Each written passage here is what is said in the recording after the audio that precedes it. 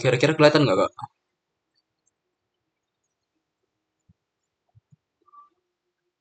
Oh ya kelihatan. Linknya boleh dikirim juga nggak guys? Oh, boleh boleh, Kak. Bentar.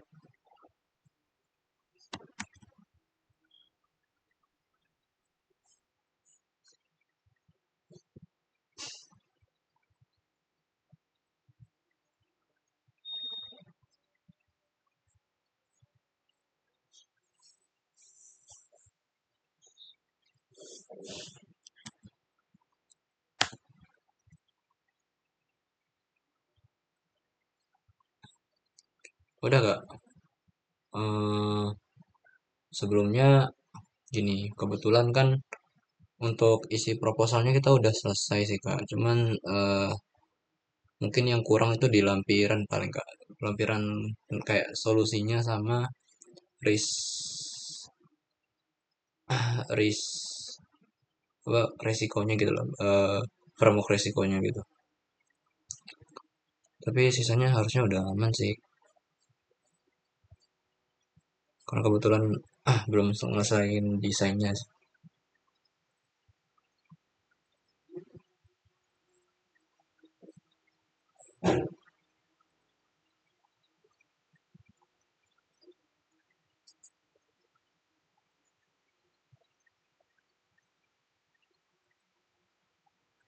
Ini anyway paper atau executive summary? Eh, Paper ya. Paper, Kak, paper. Hmm, nggak bisa kayak gini sih guys kalau paper. Ntar aku coba share screen ya. Oke, Kak.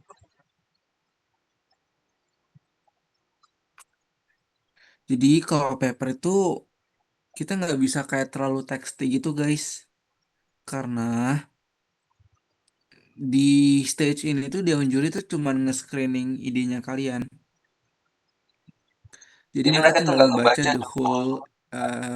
isi dari analisisnya kalian gitu. Nah, kalau kan buatnya terlalu teks kayak gini, ya bakal di skip gitu sama dewan jurinya. Nah, makanya kemarin tuh kita coba kirimin kan referensi.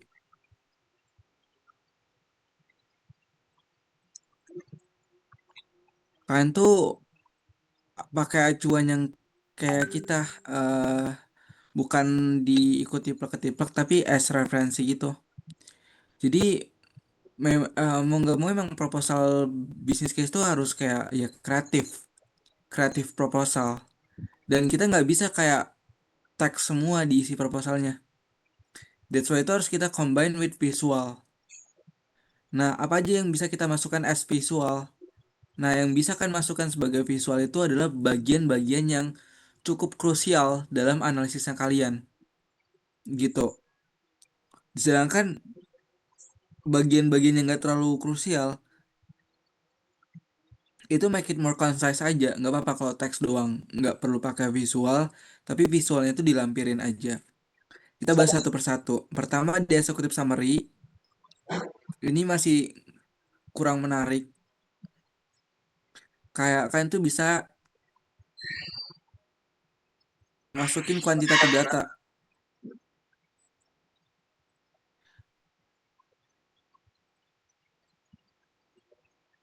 di mana aja. Nah, jadi structure executive summary itu adalah pertama itu situation,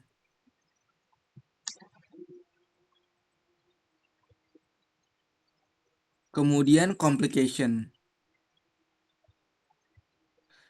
baru our idea dan impact gitu. Nah, situation itu adalah company overview ataupun company conditionnya lah.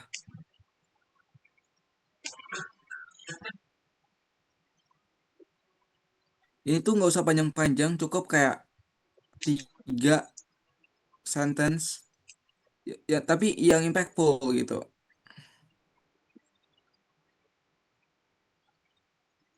Masukin statement yang ya cukup impact lah untuk ngejelasin situation existing gitu.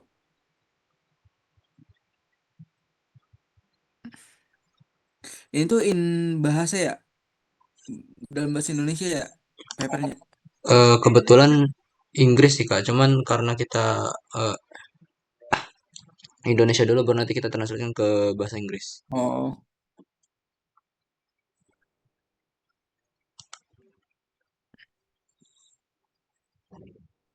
ini kok kan nemu ada data kuantitatifnya di company existing overview itu bisa kayak ditambahin gitu. Nah, complicationnya itu ada problemnya itu bisa dari internal, bisa dari eksternal yang kan cari di isu tree. Nah, kemarin kan isu tree kita tuh ada datanya harusnya. Nah, itu kan masukin. Kalau di solution ya idenya kalian, good. Paling ini langsung aja ke ininya, ke impactnya itu secara financial gitu. Ini langsung aja ke financialnya, nggak usah bertele-tele.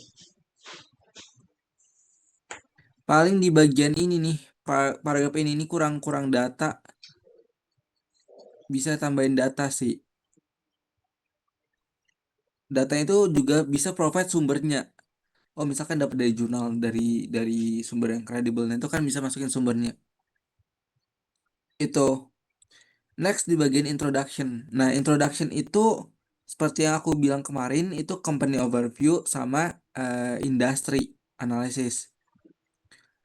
Nah, di sini tuh keywordnya tuh nggak usah yang bertele-tele, karena ya Dewan Juri juga udah aware gitu tentang case-nya kan.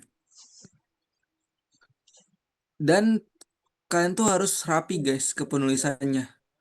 Kita pakai chapter gitu, misalnya chapter pertama atau bab satu gitu. Nah, kalau ini udah di bab satu, nextnya itu harus di numbering. Misalnya 1.1 background ataupun company overview.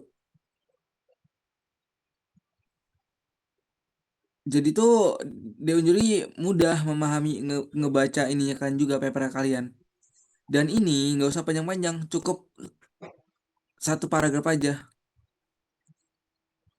Tapi tambahin kuantitatif datanya. Nah, dan kan itu juga bisa ini eh ngebold bagian yang menurut kalian tuh penting. Contoh misal ini nih, di bold. Jadi nggak yang kaku banget. Nah, begitu juga di industri. Ini juga nggak usah panjang-panjang. Karena ini penting nggak penting. Ini cuma pelengkap supporting aja.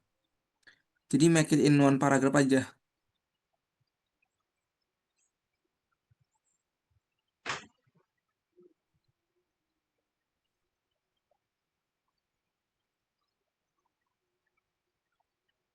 Itu ya. Ini sumber datanya itu di highlight juga. Jangan cuma data kuantitatifnya, sumbernya juga kalau ada. Nah, kemudian selanjutnya, dan ini kalau ada visualnya kayak grafik atau chart, ini bisa dimasukin guys.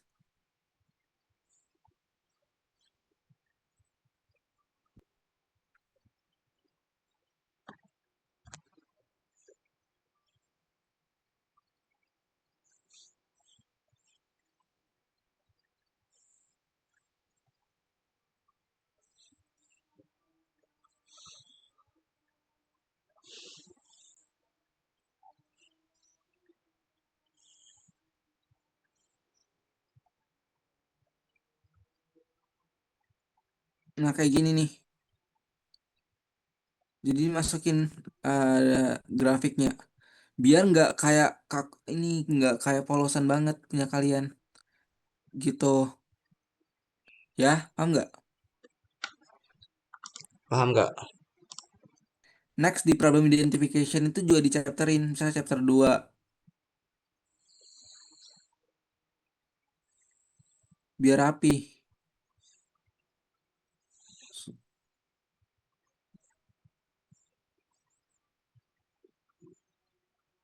Selain itu problem identification.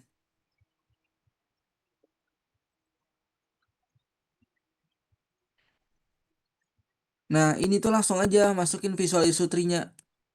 Kayak gini nih. Isu tree yang kemarin tuh aku udah kirim template-nya belum? Udah kan harusnya di Canva. Udah Kak. Nah, Eh kan kebetulan isu tree-nya udah kita taruh di di appendix. di ya appendix. Nah, ini masukin di atas. Ini penting. Jadi again, part yang bagian yang penting itu masukin di atas. Dimasukkan di isi proposal. Sedangkan bagian yang nggak penting itu nggak usah bertele-tele. Jadi kalian tuh harus bisa manajemen prioritas di business case. Karena kita tuh ngebahas datanya tuh compact. Tapi harus kelihatan mana yang penting, mana yang enggak. Sehingga kayak Deon Juri itu lebih mudah untuk nggak nilai seberapa unik idenya kalian gitu. Nah, isu tree ini itu part yang terpenting untuk ngedefine the problem. Karena di sini tuh kita bisa ngelihat apa akar masalahnya, apa datanya gitu. Nanti once kalian udah buatin visualnya, jelasin aja dalam 2 paragraf. Nggak usah yang bertele-tele gitu. Dan bisa kan beberapa pembahasan yang penting gitu. Sehingga kayak bener-bener ke notice ini case-nya apa gitu. Dan jadi Dewan Juri tuh nggak harus ngebaca the whole teks yang ada di paragraf ini. Cukup nge-screening. Karena nanti yang masuk papernya itu nggak cuma 10 paper, 20 paper. Bisa sampai puluhan hingga ratusan gitu. Jadi kayak emang ya itu. Kalau paper kalian kayak gini, itu susah untuk di-screening. Bakal berpotensi untuk di-skip oleh Dewan Juri. Nah, selain ini problem identification pakai Sutri, kita juga pakai gap analysis yang di supply chain. Ini tuh masih masuk ke chapter yang kedua, berarti 2.1 supply chain analysis.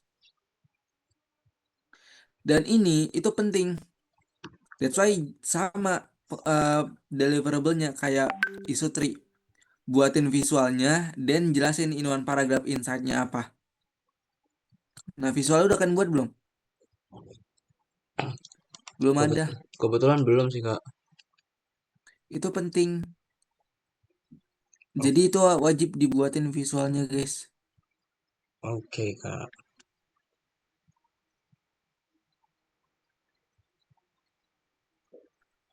Nah, kemudian selanjutnya internal eksternal itu biasanya kita masuk ke chapter ntar ya. Oh, enggak. Masuk ke bagian chapter yang tadi juga, tapi turunannya. Nah, kalau chapter turunannya sub isu itu di ini aja, di nggak usah dibuat kapital semua.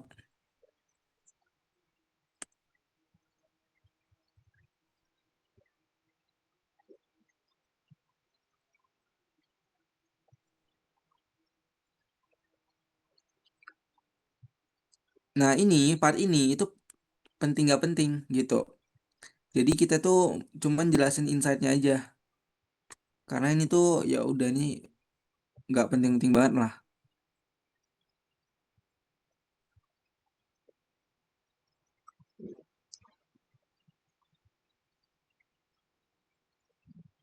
Tapi dimasukin di appendix gitu.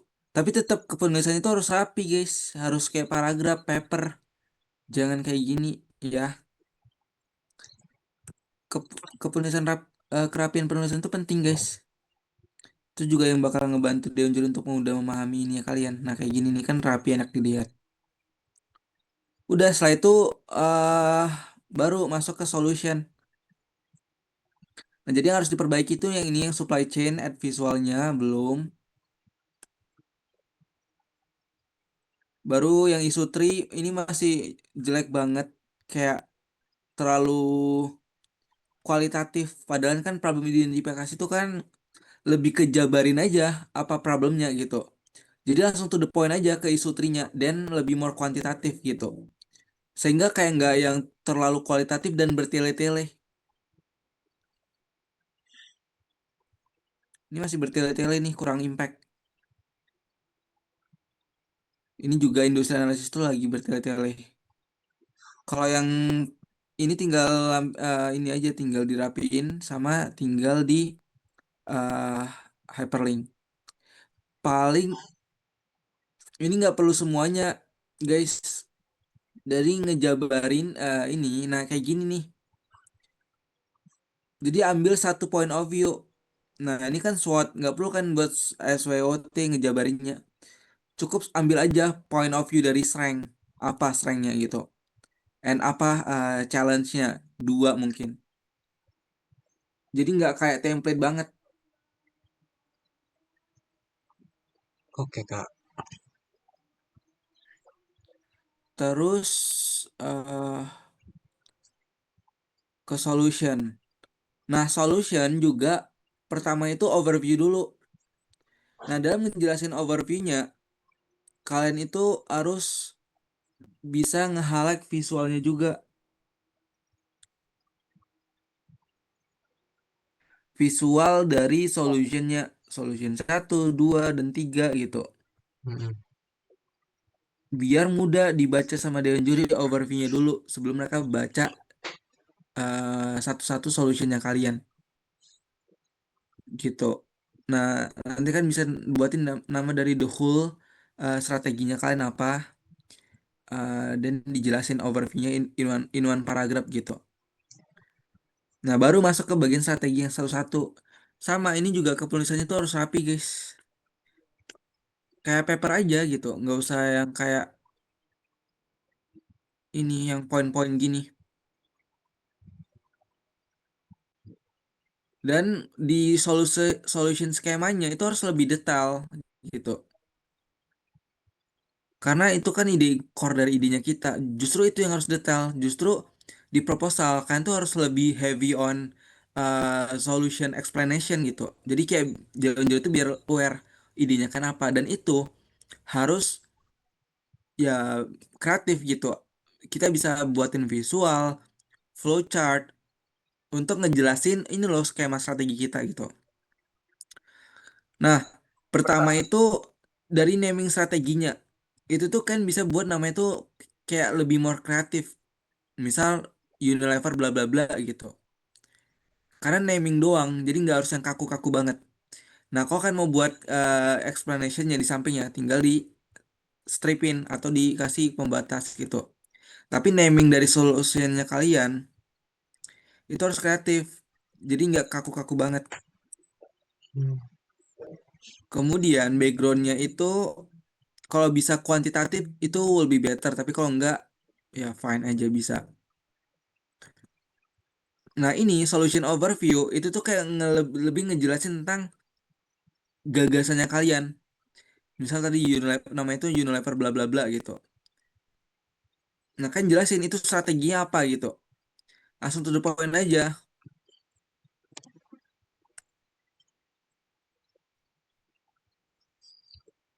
Jadi lebih ke strateginya gitu. Nah ini kan strateginya itu this ownership energy as a service. Nah itu gimana penjabaran yang dimaksud dengan this ownership ini? Nah itu langsung to the point aja, nggak usah kayak ini kan background. Ya udah kita mention itu di atas, nggak usah di overview. Langsung aja. Unilever bla bla bla merupakan strategi disownership yang bla bla bla gitu. Jadi dia jadi tuh langsung ngerti oh ini apa idenya kalian gitu. Nggak yang bertele-tele muter-muter. Nah baru ke solusi skemanya. Solusi skemanya itu lebih ke detail of strateginya kalian. Kan tuh mau jalanin apa? Oh kak kita mau jalanin, kita mau collaborate with third party gitu. Nah kan mention solusi skemanya itu pembahasannya itu bebas tergantung konteks idenya kalian. Makanya di sini tuh kan juga harus ngerti idenya kalian tuh apa gitu. Jadi sini misalkan mau ngejelasin tentang oh kita mau coba pakai skema ini. Nah ini skema yang gimana? Kamu bisa buatin flowchartnya gitu.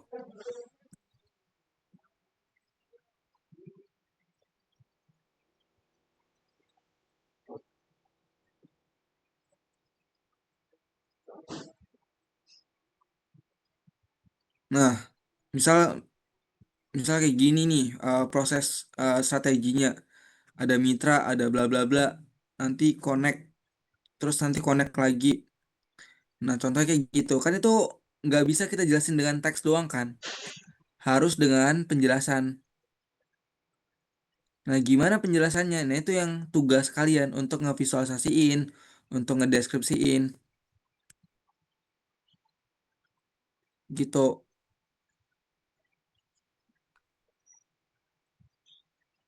Setelah itu nanti kan bisa buatin juga visual lainnya yang dibutuhkan. Makanya di sini tuh juga kan tuh harus paham tentang idenya kalian dan hal apa yang kita bisa coba masukin agar orang lain yang nggak tahu sebelumnya tentang konsep ini itu tahu. Gitu. Oh, misal kita mau jelasin tentang kayak partnership package-nya.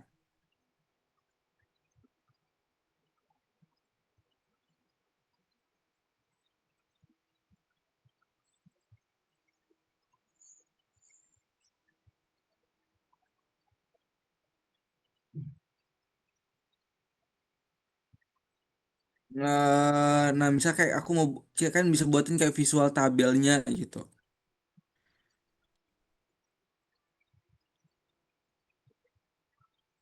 Jadi benar-benar kayak ya ngalir aja sih guys gitu. Nggak ada kayak harus masukin apa, harus masukin apa.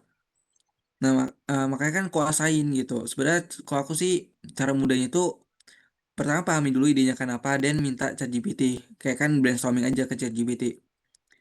Tapi nanti lama-lama kan kalau udah terbiasa ngerti apa aja yang mau dimasukin gitu. Nah, misalnya ini nih, partnership skenario-nya. Aduh,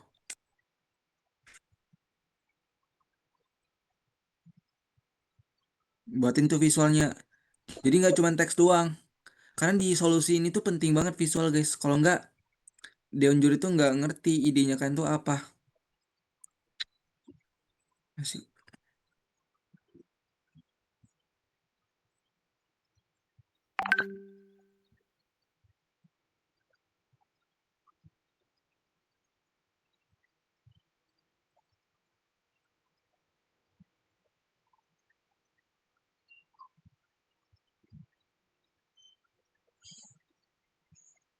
Nah, nanti baru dijelasin.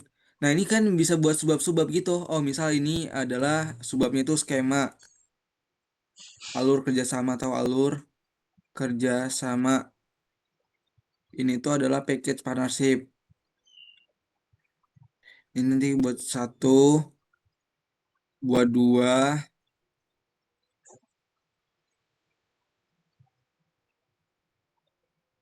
nanti baru dijelasin 2 sampai 5 kalimat gitu. Baru apa lagi yang kiranya informasi dari strategi itu belum lengkap menurut kalian. Sehingga itu yang bakal ngebuat orang itu masih bingung.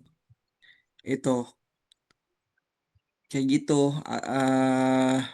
Misal rekomendasinya, rekomendasi third party-nya,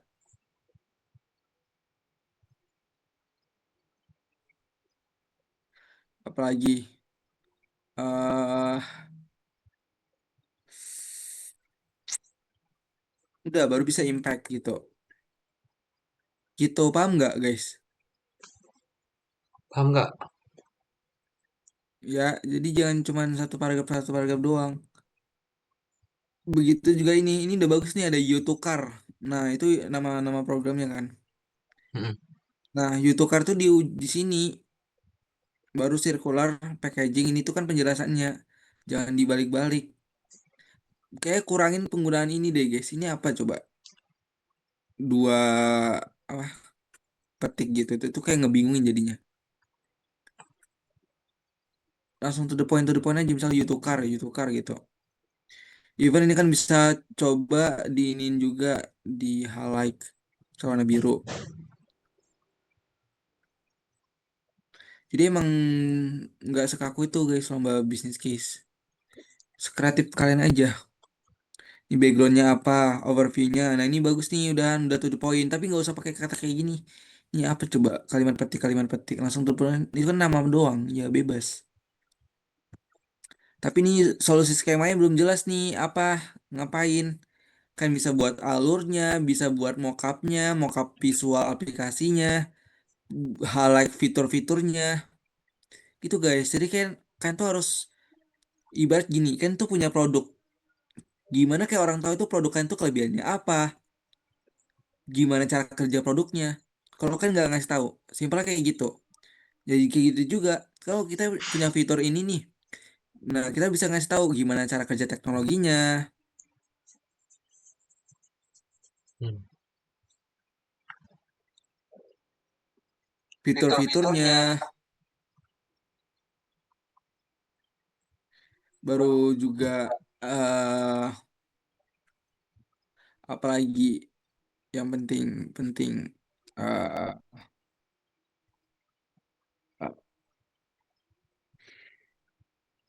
alur penggunaannya itu udah dan lain-lain. Kalau misalnya menurut kalian tuh ada informasi yang masih kurang nih kayak orang masih bingung gitu. Itu jadi kan tuh harus punya kayak ya itu sehingga kayak kan tuh nggak ngebingungin gitu idenya. Terus yang ini juga AI driven, ini kan AI driven tuh bukan nama, ini kan kayak pernyataan. Jadi cari namanya apa? Kayak tadi, you ini bagus nih, you tukar. Tadi yang ini tuh you apa? You logistik atau you apa gitu, yang kreatif lah. Sehingga kayak menarik gitu untuk di ini. Nah ini nggak usah ngebahas bagas lah you tukar lagi, langsung to the point aja. Ini nama programnya apa? Nama strategi ini apa gitu. Sama kayak yang tadi buat backgroundnya, overviewnya, langsung to the point aja nama programnya apa gitu. Skemanya berarti kan butuh kayak alur supply chainnya seperti apa, before afternya,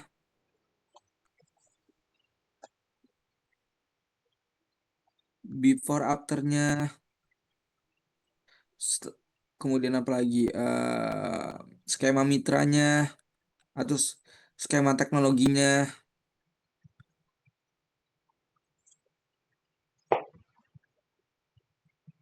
dan lain-lain gitu. Yang penting gitu. Karena itu ini yang paling penting guys, solution itu penting banget. Sepenting itu kan ini penilaiannya paling besar. Kalau yang lain-lainnya itu gampang, kayak ini conclusion, tapi kan belum ada implementasi udah conclusion.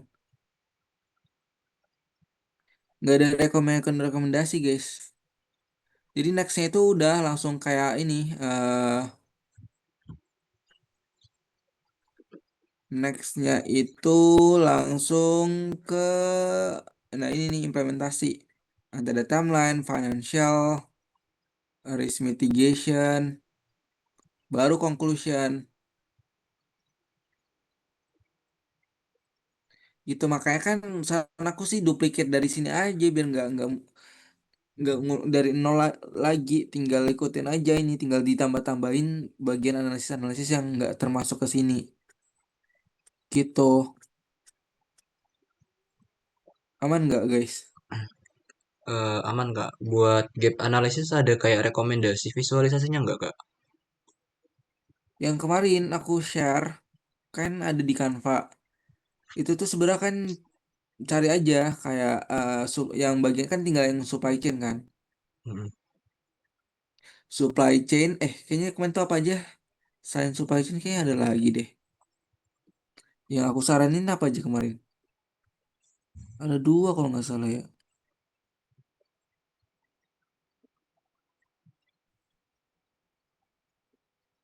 Itu supply chain doang nih.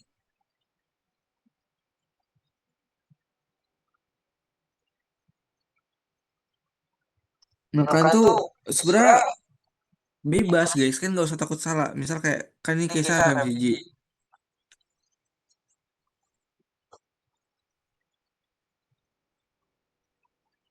kan cari-cari aja di jurnal yang existing. Nah kayak kayak gini nih, udah buat kayak gini tapi point of view-nya tuh Unilever gitu.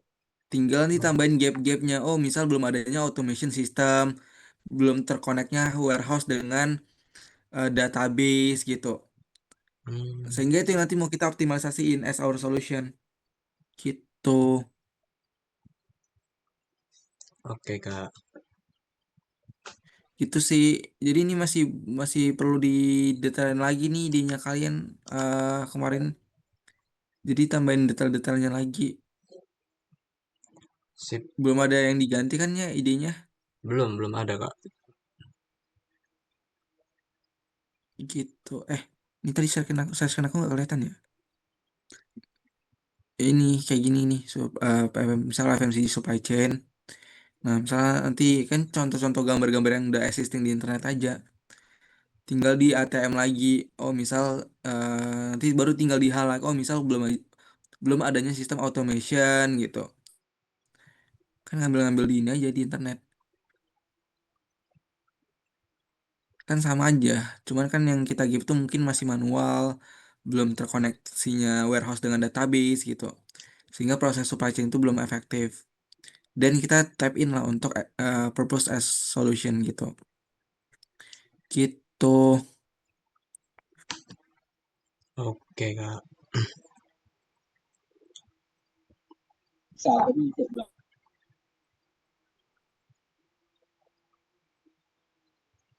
Ada lagi yang mau kalian tanya ini datanya kapan ya? Besok sih Kak. Mungkin kira-kira agak siangan kita Kakak bisa overview lagi nggak buat terakhir kalinya gitu sebelum kita submission.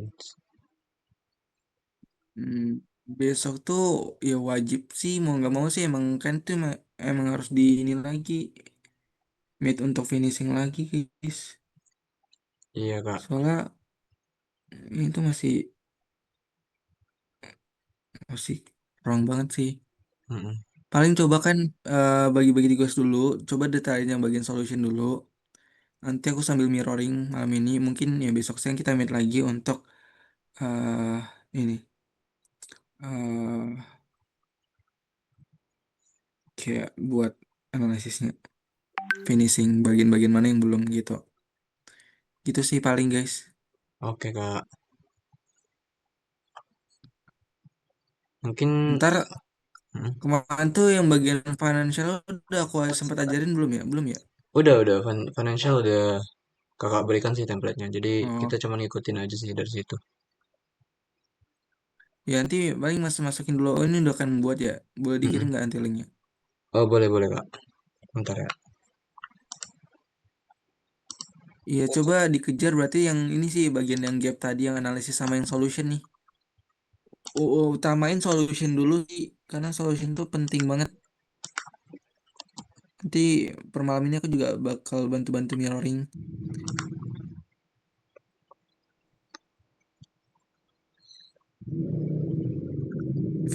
visualnya kan pakai Canva aja visual untuk solutionnya gitu. Oke Kak. Oke ya. Ya. Besok meet lagi paling ya di jam-jam 2 kali ya.